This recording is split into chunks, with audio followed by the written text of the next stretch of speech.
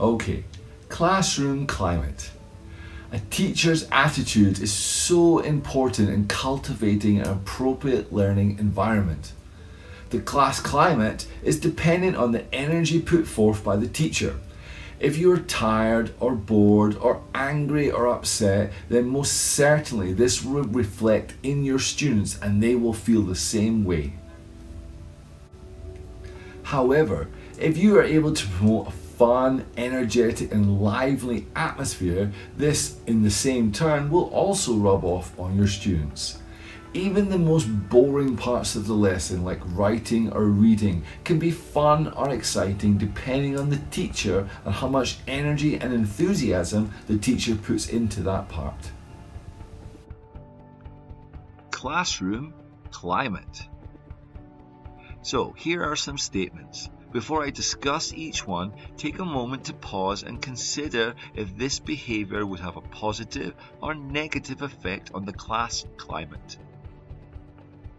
And again, remember that these are subjective and you're going to have your own ideas about them too.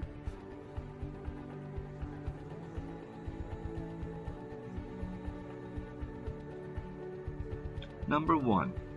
The teacher corrects every student every time.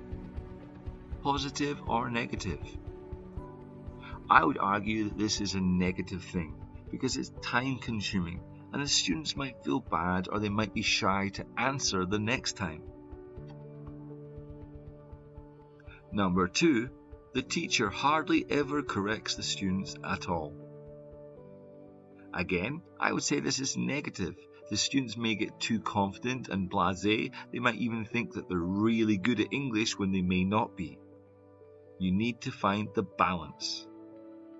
3. The teacher ranks the students at the end of the class. I think you could argue positive or negative for this particular one, but for me, this is a negative.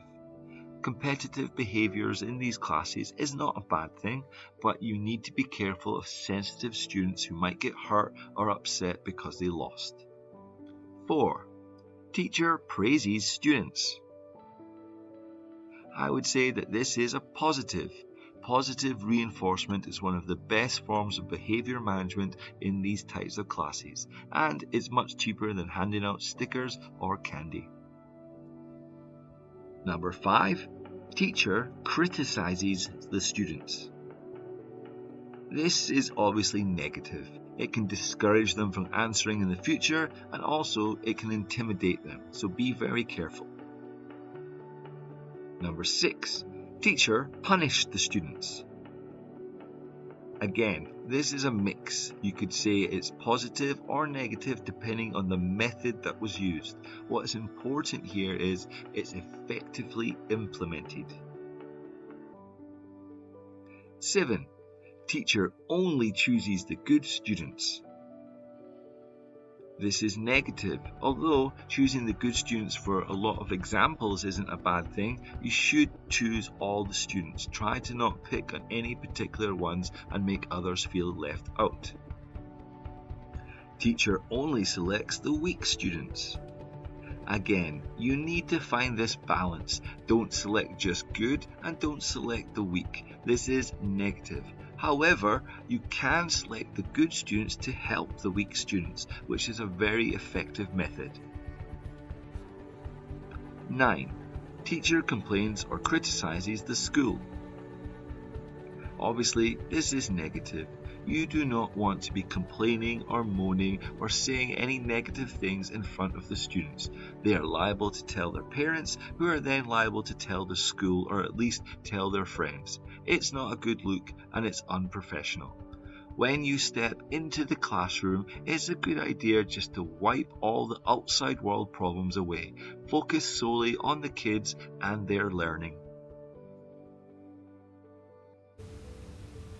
Okay, great. So, did you agree with my assessment of positive and negative statements? Of course, these things are subjective, so you may have your own arguments for or against, and that's absolutely okay if they differ slightly from what I had. So that's everything for this part. I hope you enjoyed this course. We covered and developed the concept of good and bad teaching practices, and we were able to understand how and why we self-evaluate. And finally, we looked at attitudes and actions in the classroom environment. Okay, that's everything guys. Thank you so much.